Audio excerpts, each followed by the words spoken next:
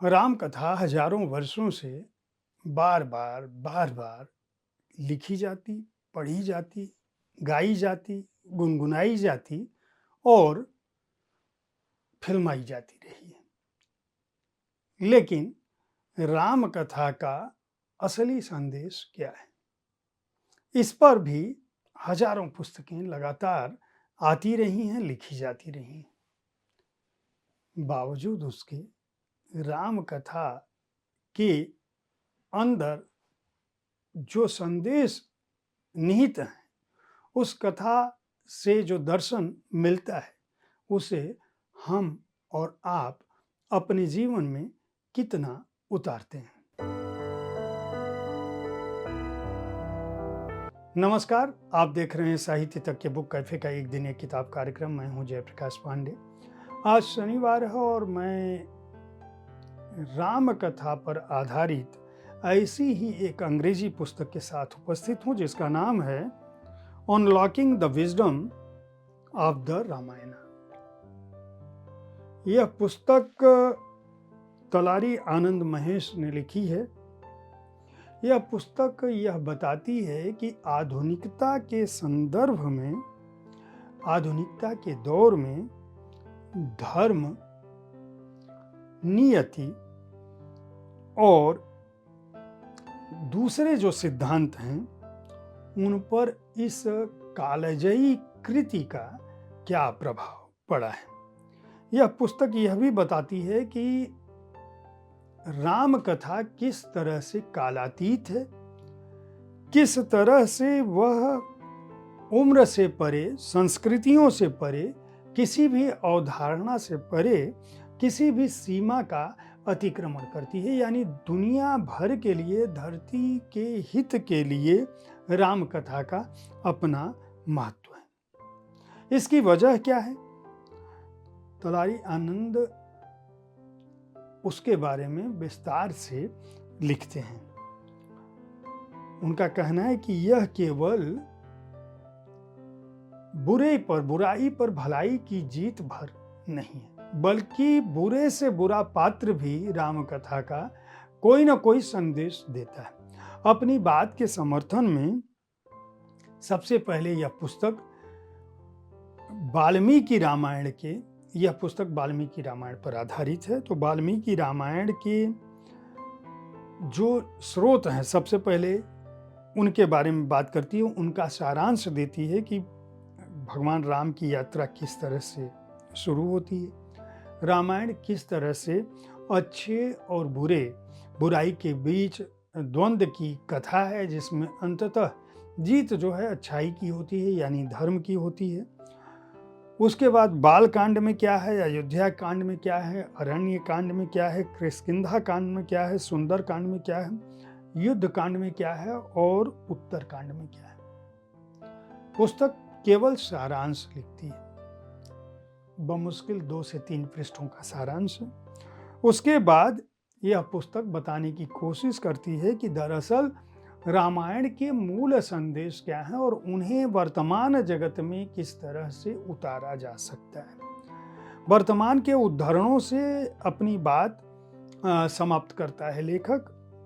हालांकि शुरुआत पौराणिक यानी रामायण कालीन आख्यानों से करते हैं। जैसे पहले अध्याय में वह लिखने की कोशिश करते हैं कि जो रावण की मृत्यु का सबसे बड़ा कारण था वह क्या था।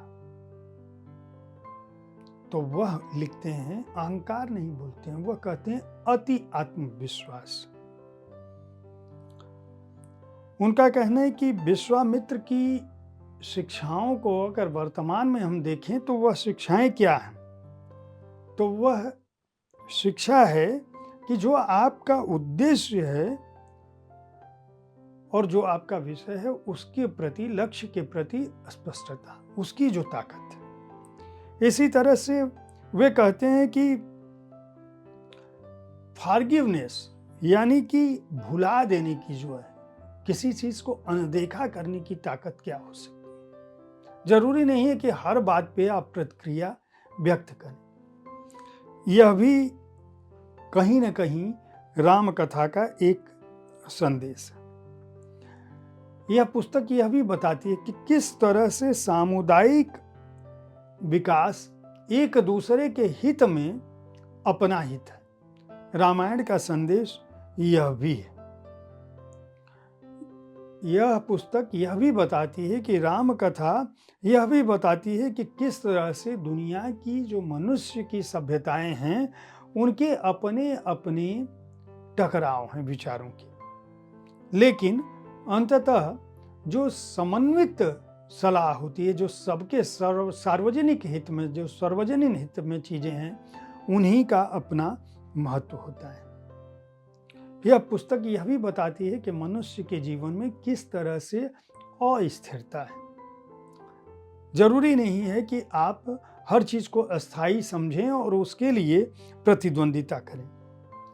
धर्म क्या है और धर्म के रास्ते चलकर जीवन को कैसे जिया जा सकता है, राम का चरित्र किस तरह से उस मर्यादा को गढ़ता है।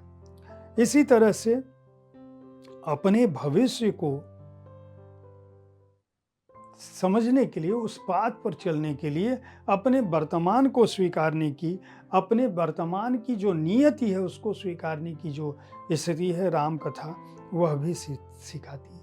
राम कथा अर्थ, धर्म, काम के बीच किस तरह से समन्वय स्थापित करने की बात करती है और उसके प्रतीक किस तरह से राम है।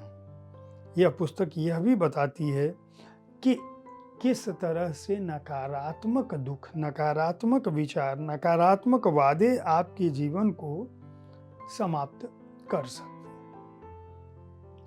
दशरथ और कौशल्या के जीवन का उद्धरण यहाँ पर सामने आता है।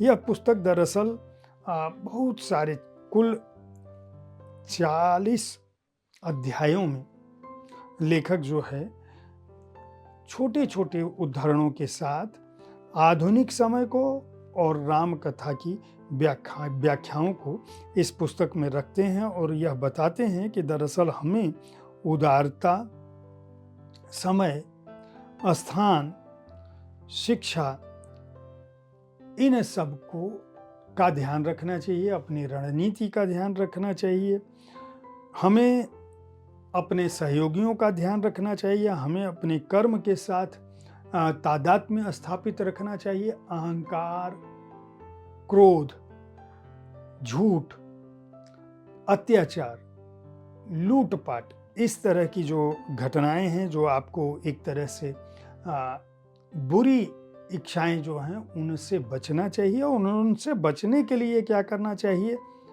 आप किस तरह से आत्ममंथन कर सकते हैं, किस तरह से राम कथा से पा सकते हैं सीख। यह पुस्तक दरअसल इन अध्यायों में यही बात कहती है।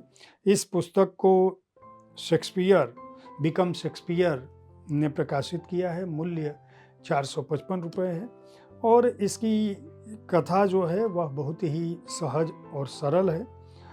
दरअसल राम कथा में जो दयालुता, मानवता, भुला देने की बात, अपने ऊपर विश्वास, इसके अलावा अपने भरोसेमंदों पर भरोसा करना, अपने करीबियों पर भरोसा करना, उनके ऊपर विश्वास करने के साथ साथ उनको मान देना, धर्म पर भरोसा रखना, प्रकृति और प्रकृति से जुड़े लोगों पर आस्थावान होना, स्पष्ट दृष्टि, ज्ञान, प्रज्ञा, संयम, सत्य,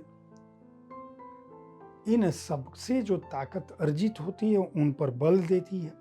आप राम कथा को अगर पढ़ते हैं, जानते हैं, तो आप इस दृष्टिकोण से भी राम कथा को देख सकते हैं। अंग्रेजी के अध्येताओं के लिए, अंग्रेजी में राम कथा को पढ़ने वालों के लिए unlocking the wisdom of the Ramayana एक अच्छी पुस्तक है। तलारी आनंद महेश को इस पुस्तक के लेखन के लिए बहुत बहुत बधाई और शुभकामनाएं। मूल्य 455 रुपये है। बिकम शेक्सपियर से आप इसको मंगा सकते हैं। अमेजन पर भी यह पुस्तक उपलब्ध है। मैं समझता हूँ कि हर शनिवार को जो मैं अंग्रेजी पुस्तकों पर अपनी राय रखता हूँ वह आपको पसंद आती होगी। आप कार्यक्रम के बारे में अपनी राय से हमें अवगत कराना ना भूलें। पुस्तकें खरीदते रहें। पुस्तकें आपको ज्ञानवान बनाती हैं। हमारे कार्यक्रम को देखते रहें। धन्यवाद।